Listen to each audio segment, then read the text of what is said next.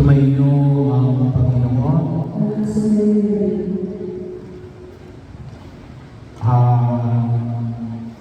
Biyaya na pagkaroon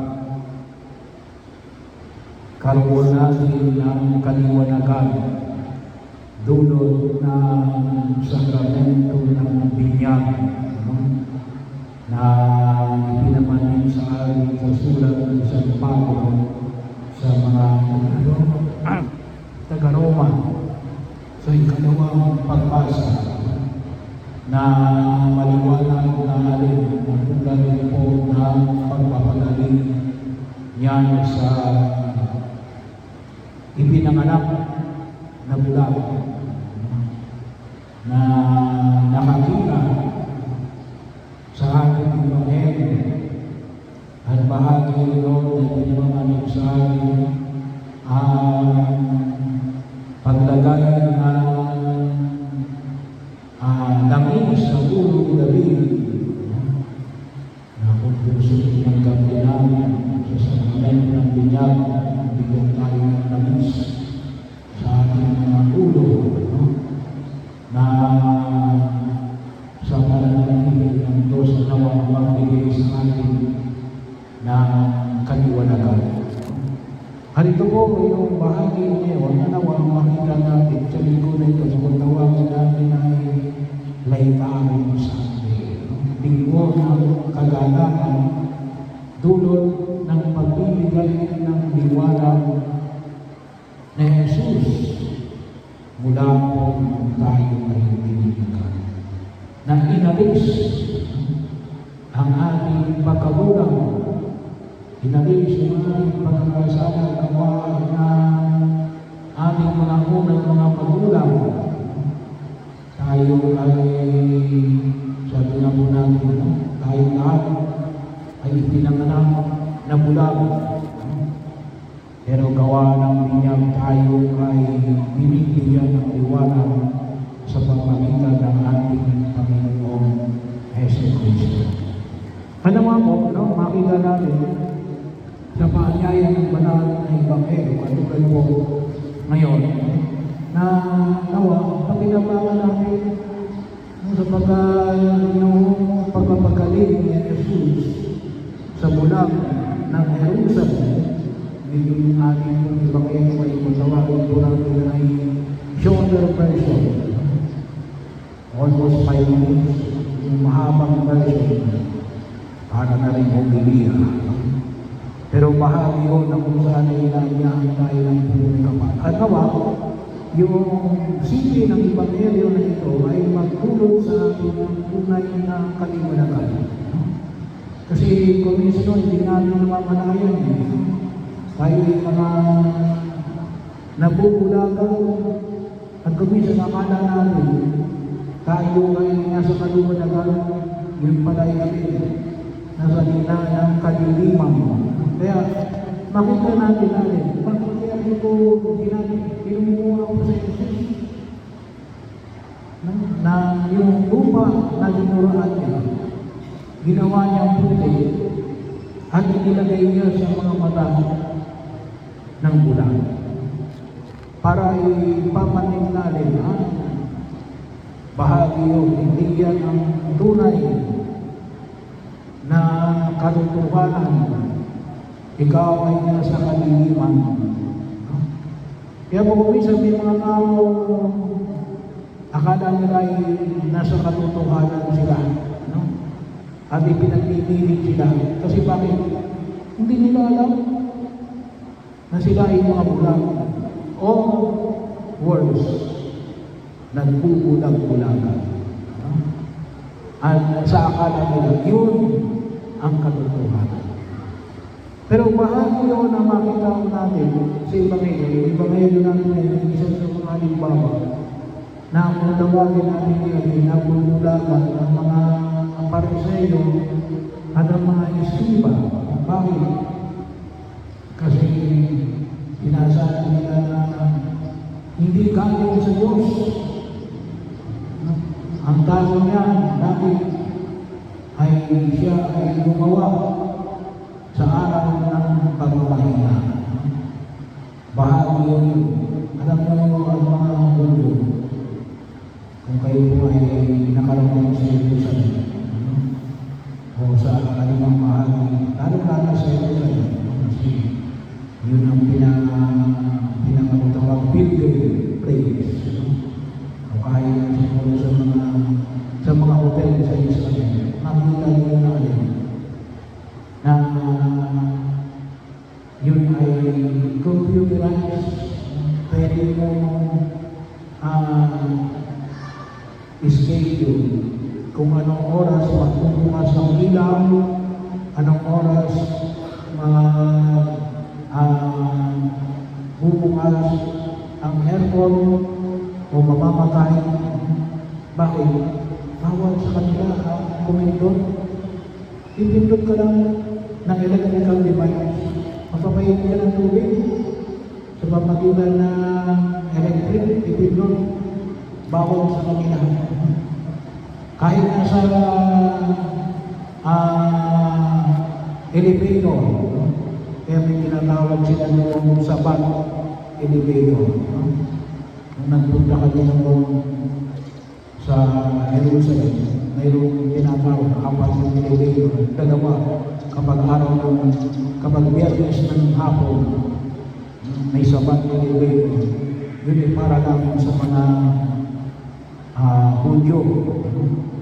So bahagi at yung 2 doon sa mga Hudyo na ibigay na niya iba. Pero ibig sabihin, sa kanila, may mistake nila. Kapag sinabi mong araw ng pamamagitan, talagang hindi sila nagtatrabaho. Pero bahagi yun na kung saan yung nakita natin na si Jesus ay sinabihan na hindi kayo sa Kristiyan namin. Kasi nga, pagkatapos niyang lumura, kumuha yung naging putik, ay hinawakan niya at ipinahid niya. Ipinahid niya doon sa mata noong bulang. Eh, para sa kanila, pagkawala yun, tapos inuluksan pa yung bulang na pumunta sa deposito ng Siloe, no? Ay bahagi yun. Kaya ano sabi na, hindi galing sa Kristiyan. Bakit? Kasi hindi nila naunawaan na alin. Parang ba saan? Yung araw ng pamamahinga. Ano? Higit sila, hindi lamang sa bagang hindi ka magkatrabaho. Ano? Yun ay rin, para makasamba ka sa Diyos. Yan ay para sa Diyos. Inilaan mo ang araw na yan para sa Diyos. Nanawa ay makasamba ka sa Kanya. Nakunutusin, nagawa noong bulang ay pinakita na pinagaling ni Jesus. So kasi dahil sa sinabi niya sa mga Pariseo at Pariseyo, siya propeta. Anong ginawa sa kanya? Tiniwalag siya. Pero nung nakita na siya na siya tiniwalag, ang sabi sa kanya, sumasampalataya ka pa sa anak ng tao. Masabi natin ay anak ng tao.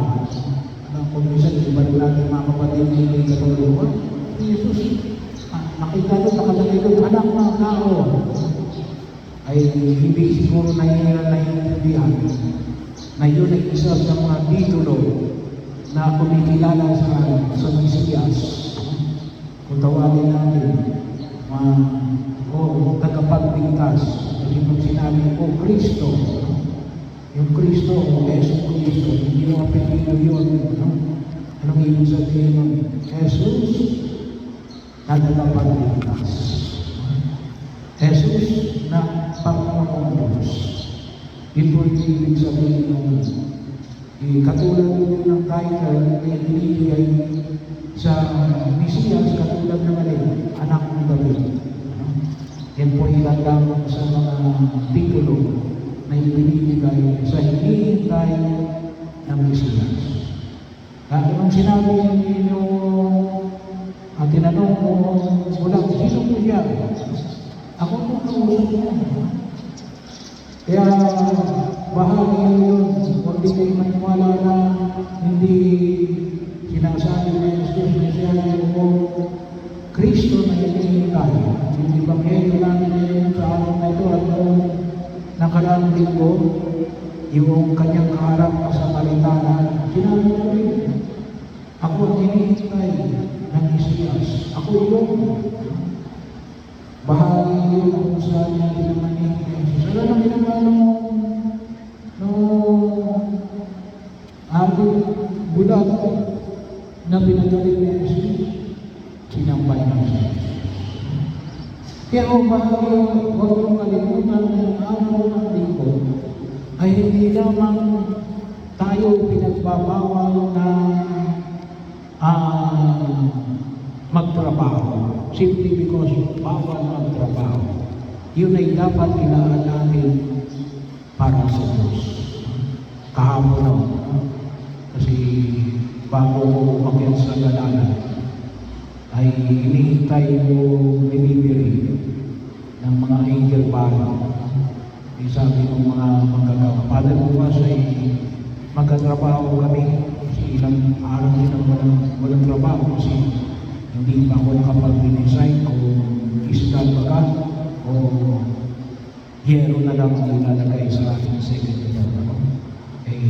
Bilang bahagi ng pagigilay, kung comparing of no sa mga may alam, mas mahal yung isda kaysa sa bubog. Kung bakit hindi namin kakayanin kasi hindi lang naman bubog ilalagay niya. Kaya sabi ko bubog na lang umorder tayo kahapon gawa ng kung baka magtaas ang mga materialis gawa ng gera ngayon. Alam naman natin tumaas yung gasolina. Alam din natin marami din magtataas at patuloy na magtataas hanggang hindi natatapos ang gera. Kaya ipanalangin ninyo na matapos na yung gera. Panalangin ninyo, isama ninyo sa inyong panalangin, isama ninyo sa misa, isama ninyo sa inyong pagrosaryo araw-araw. Pero balik ko tayo doon sa mga trabaho. Ano nila ay Father, magkatrabaho kami bukas. Sabi ko, linggo, hindi para sa Diyos. Father, may time naman na wala kami trabaho. Minsan, wala naman kuha na maggagawa para sa amin. Sabi ko, hindi. Pero, magsisimba kayo. Ewan ko lang kung nakasimba sila. Hindi ko lang ako kasi nakita kung may nagtrabaho ngayon. Kasi pagkatapos ng misa natin ay nagkaroon tayo ng healing session. So, hindi ko napansin kasi sa second floor sila. Pero sabi ko, magsimba kayo sa araw nito. Para umaga. Hindi naman tayo kasi kasipit ng mga Hudyo na talagang bawal, umindot lamang para sa kanila yan trabaho na. Pero huwag natin kalimutan natin, ito ay para sa Diyos. At para sa pa? Para sa pamilya. No? Para sa pamilya. Hindi ka nga nagtrabaho ng araw ng linggo, wala ka naman, hindi ka rin naman nagsimba, at ikaw hindi kasama ng pamilya mo, no? Ay sayang mo, no? Yung pamilya, bahagi ko yun, no? Mga kasama ko natin sa araw ng pamamahina, tutusin na, yung araw natin ngayon, yung iba sa mga nagtatrabaho sa gobyerno, tatlong araw na, no? Kasi ginawa na lang Monday to Thursday, no? So huwag niyang upusin sa labas. Lalong-lalong pag-araw ng linggo. Bakit? Sa kayo rin ang mapagpapahinga. Kapag kasama ninyo ang mga tao nagmamahal sa inyo at minamahal ninyo. At sinong pinakamalapit yan? Yung inyong pamilya. Huwag niyong kalimutan kasi yan ay lumilipas. Pagpalagay natin na yung mga anak ay hanggang 18 years old, kasama ninyo. Pag magkakalit yan, nakasama, kahit na mag-college, kung malapit na ang college, hanggang 22. No? Bahagi mo yun. 22 na lang ang taon kasi kapag yun ay magtrabaho na, magkaroon na ng sariling pamilya, hindi nyo na makakasama yan. May sarili ng pamilya yun eh. Nasa sariling pamilya. Pero ibig sabihin, napakahalaga ho yung panahon na inilaan kaya hindi pinagtatrabaho yung araw ng pamamahinga ay para sa pamilya. No? E Father, pwede ba sa mga barkada? Pwede naman. Sa mga kaibigan, sa mga kabatchmate. Pero hindi dapat lalagis, no? Ang inyong panahon kaysa sa panahon na inilalagay ninyo sa inyong pamilya. No? Mahalagang aspect po yun. So ito po, kaya po yun ang dahilan kung bakit may araw ng pamamahinga. No? Bahagi ko yun ang makikita namin. At nawa, katulad ng iba pang mga bagay, maliwanagan tayo. Sige na, tulog na yan. Na pinagkaloob sa atin, wala nang tayo pininyagan. Magkaroon tayo ng maalis yung ating pagkamulang. Upang sa gano'n yung makita natin ang mahalagaan natin.